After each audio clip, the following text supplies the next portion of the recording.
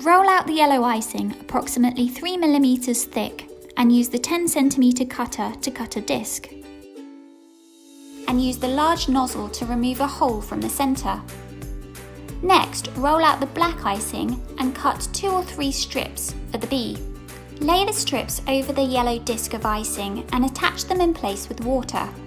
Recut the disc with the round cutter to trim the strips and use the large nozzle to remove a hole from the centre. Drape the stripy yellow disc over the donut and smooth it down to attach it in place. The wings are made from the white modelling paste, which will dry and harden. Cut out 4 discs with the large piping nozzle and make 2 wings by overlapping 2 discs for each wing. Trim away a little from each set of wings so that they attach snugly to the sides of the bee's body. Cut out 2 eyes from the black icing using the small round plunger cutter and shape a tiny mouth.